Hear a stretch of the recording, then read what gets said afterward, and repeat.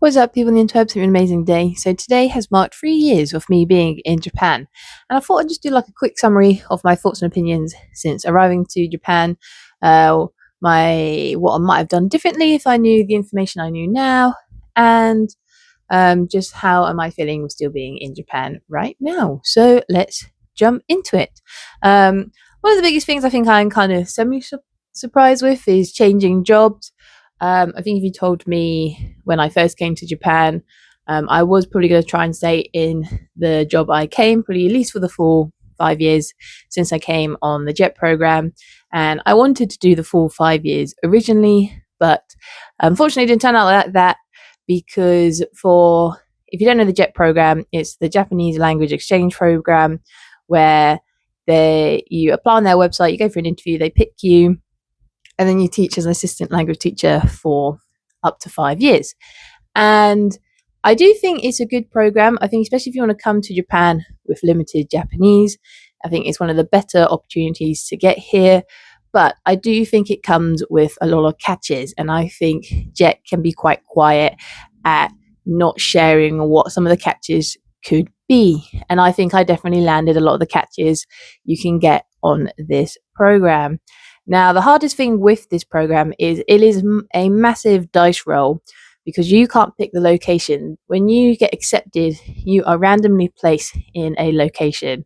And let me tell you, that location is going to be the massive hit or miss to how much you enjoy the program.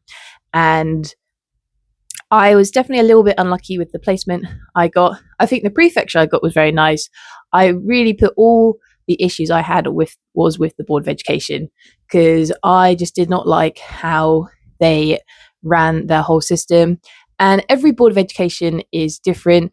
You know, the issues I was having with the Board of Education, one day I'm going to make a full video about the Board of Education I had and going into JET a bit more in detail because I do want to share this in case anyone is thinking about going on the JET program and really be aware of these issues, because I think it's something I wouldn't say it not to scare you off, but definitely something you need to consider when applying. Because if I knew about this kind of risk a bit more, I think I would have done a few more safeguarding checks beforehand before coming and put in some more safety precautions. But for me, I just didn't like how they treated their ALTs. A lot of the issues I had, I spoke to an ALT down the road who is also on the JET program, and they were having none of these issues, and it all just came down to the location I got. It was very unlucky. So in this year, I sort of finally had enough, and I decided to make the move and leave. And now I'm in Yokohama. That is one of the biggest reasons why I left. But I'm also very happy for the change. I actually enjoy living in a city a lot more. One of the biggest shocks for me moving from Ehime to Yokohama is just the city access. Like, having access to everything is absolutely crazy. I remember in Ehime, there's a shop here called Cowdy's Coffee, and it's a little bit of like an international shop. So if you're missing any goods from home, you can probably get something to maybe hit the fix of missing home. And the nearest Cowdy for us was like over an hour and a half, nearly 2 hours. And that used to be like a day trip for us. We would make that as like a trip for your Saturday or Sunday that we're going to go to Cowdy. And for me, I'm shocked because this shop is like only 5 minutes down the road from me. And when I first found that, my mind just went crazy because I was like, wow, we used to make that like actual day trip to go to this shop, and now it's only 5 minutes down the road. Absolutely insane. I think it's wild. I can also get to Tokyo within half an hour from here. So the access to opportunities here has literally just grown tenfold, which is absolutely crazy. So that's one thing I'm kind of glad about, is making that kind of move on that for myself. I think also the information I know now about like the whole JET program, if you want to, for two things, I think if you want to be a teacher, or I think if you want to stay in Japan, personally, I think for the JET program, I only think to do the full 5 years for 3 reasons. You want to get your Japanese better, you want to stay in Japan longer than after the JET program, and you enjoy teaching English in Japan. I think if you're not one of those 3 things, then I definitely think leave quicker. I personally think 3 years is enough on the JET program. Because one thing I found very interesting, because I enjoy teaching English in Japan, I really have discovered since coming here that I enjoy teaching. And when I was looking for jobs after JET and trying to stay for English teaching, it was a little bit hard to find a job because I had a lot of rejections because they were all like, "Oh, you've only been an ALT. We're looking for like a teacher. You're not going to have the skills we want." And it comes to always that horrible cycle of, well, I need actually to get a job to show me the skills, and vice versa. And it took me a while to find it. And I just think, oh, if I actually waited the full 5 years, I think that kind of stigma I was getting when they're like, "Oh, you've been an ALT for 3 years," I think that stigma would have been worse if they'd gone, "Oh, you've been an ALT for 5 years. That's an assistant. Why have you only been been an assistant for 5 years? It's quite a long time, isn't it? You probably should have changed by now."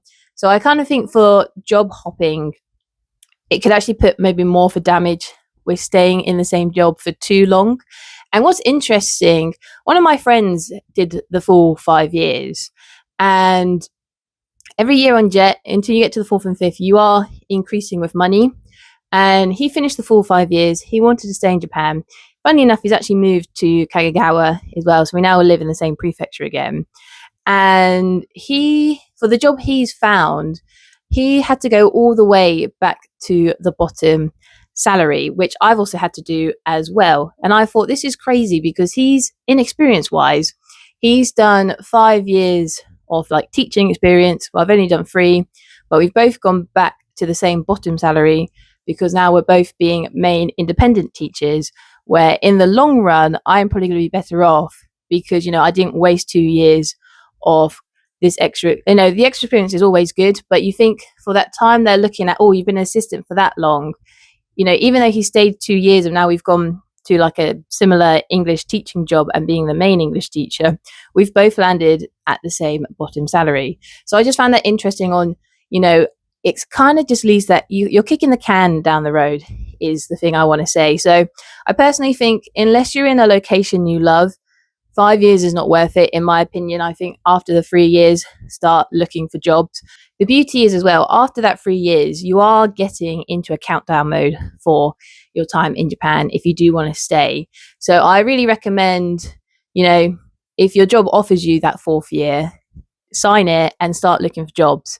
And then if you do find a job or a better job or a location, I would say break contract and take the job, because if you wait till that last year to start looking for jobs, you're also putting yourself in risk of maybe not finding a job.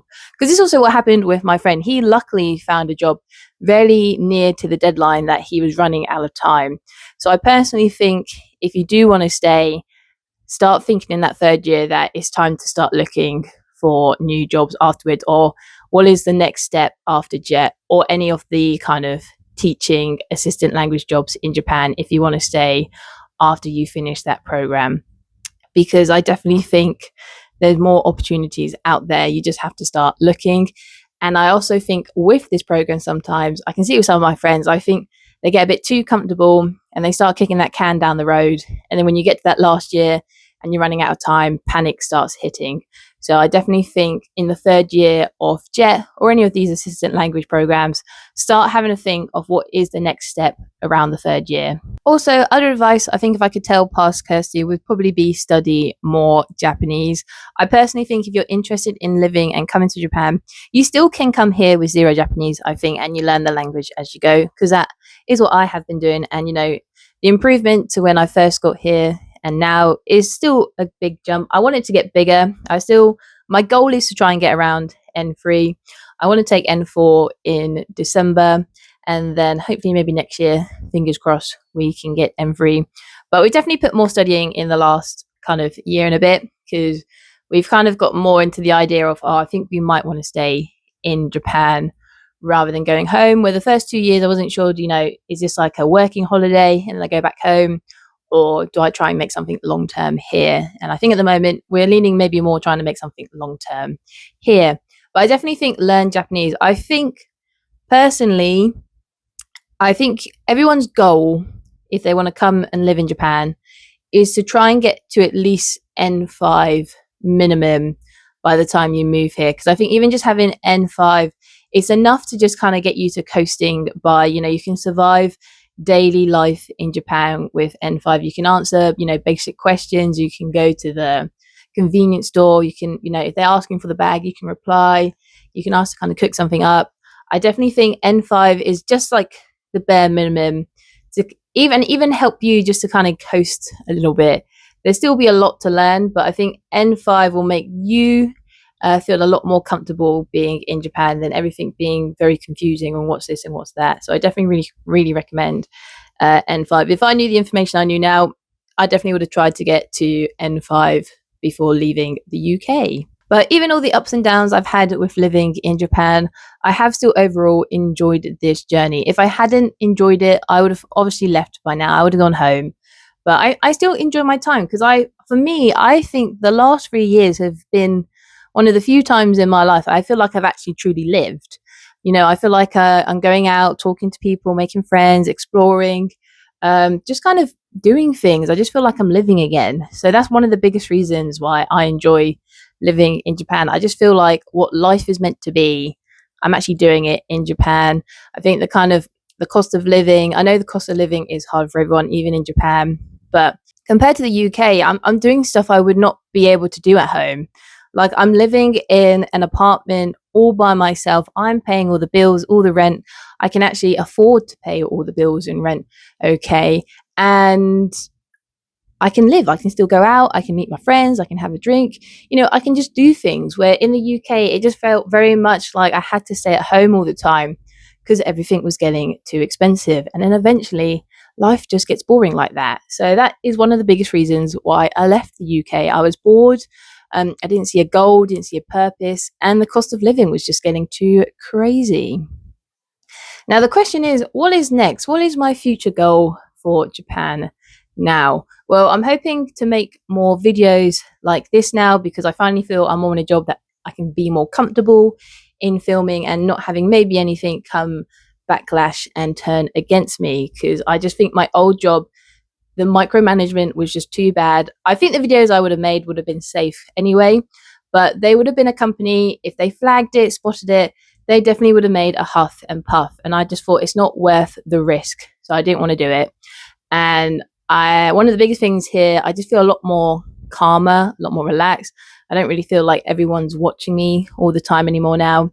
So that is something I'm really grateful for. I am grateful for the JET program, for opening the door for me for Japan. But I definitely think it's a program you really have to be careful. You have to have your thinking cap on all the time and just be careful of the situations you could get yourself into from your location and the placement, because I definitely think that location is the big make or break to why people break contract, leave and go home. And I just wish the JET program was a lot clearer on some of the risks that could happen when you get there. And for me, what I think is very sad with the JET program, you mentioned you're having issues with your Board of Education. 95% of the time, they don't want nothing to do with you. They will always kind of throw it back off. You got to speak to your Board of Education. It's got nothing to do with us, which I think is pretty sad because, a lot of students, a lot of foreigners, they put a lot of effort to get into this program. And I do feel like once you get here and if you are having issues, you are pretty much abandoned afterwards. And it is really more of the JET program is just a agency hired to get some foreigners to Japan. And once you're in the Board of Education, they have nothing else to do with you anymore, which I think is a bit sad. I think there could be a really good, more tight-knit community, I think, but they just kind of throw you to the wolves afterwards and go figure it out. But yeah, my future goals for living in Japan is, my biggest goal is trying to get to N3. I want to maybe, as long as I pass N4 in December, I want to at least try N3 next December. So December 2027, hopefully try to get to N3. We are trying to study a little bit every day, try and do at least half an hour of studying every day, even if it's just looking at kanji, even making kanji club videos, just trying to do something with Japanese every day to help with that, because I'm hoping to kind of have a nice progression. And especially now that I'm pretty much moved in now, I've done all the paperwork, the apartment's kind of now 98% there. Literally the only things I'm waiting for now is I'm decided on my bed. I need to move these around a little bit, is this artwork here I'm going to bring down.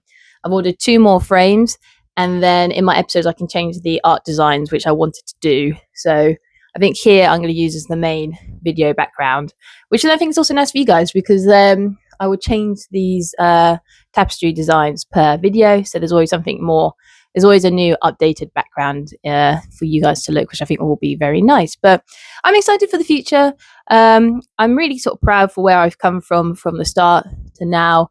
I've definitely made a lot of progress in myself. I think Japan has definitely changed me for the better, I think, and I'm excited for what is to come with living in Yokohama, improving my Japanese, seeing what's around here, and hopefully having some fun times. So I'll see you in the next video. If there's any questions you have about life in Japan, if you want to know more about teaching as well, more about these programs, because trust me, I have a lot to say about the JET program, and I will share them all one day, because I definitely think people should be more informed to what you sign up when you join this program. And I definitely wish JET was just a bit better at sharing that information. And I think they just don't share it as much because obviously they want to get as many people applying as possible. And they always want to kind of keep negative things away. And I do think it's a good program. I just think it's important to share the positive and the negative, so people are more prepared when they come. Because I also think it's a win and a lose for both parties, because I think it's also not fair for Board of Educations, where if people didn't know what they were signing up with this program, because there's many times people land in Japan, that first week they get that really bad culture shock and they can't do it, and then they go home and break contract within the first week. Whereas the Board of Education, I would be annoyed, because it's like, well, hold on, we've hired you as the kind of job recruitment agency to get us a foreigner, and then they've crashed out in the first week and couldn't handle it. It's a two-way street. You kind of want to make sure the JET program, or whichever teaching agency who is hiring the foreigners, are making the right choices for the ones they pick to get to this country, so they don't leave straight away. And it's also making sure you're protecting the foreigners that come as well, and they're not being used and exploited against the system. It's a two-way street. I think if you can work together, everyone comes out happy. You get positive stories. The more positive stories you get, more people come. If you keep having negative stories, it's a bad cycle. For me, what I always found interesting when coming to Japan first with it, they always sort of said, you are a representation of your country. So, make sure you're showing your country to the best of its ability, which I think is very true. But I think what they also forget to say, for the people you work with in Japan, they are also doing the same. They are showing their point of view. They are representing Japan. And depending how they treat us, if we go back to our home countries, that's what we're going to share of the viewpoint of Japan. It could be either positive or negative. So I think it's important that they should be sharing that information with a lot of the Japanese employees they hire as well, or who is working with these teaching programs, because if they aren't also being friendly to the foreigners and vice versa, negative information is going to spread both ways from both countries. So it's just something to always be mindful, be kind to each other, treat people with respect, don't abuse them, because what is the point? Everyone should be trying to work together at the end of the day. But yeah, this is just my thoughts and opinions. I'm excited with the future. I can't believe it's been 3 years. It's definitely been a journey, and I can't wait to see what the next 3 years bring in my life. If you enjoyed this video, let me know any questions you want to have about Japan, life in general, in the comments down below. And I will see you next time. Bye.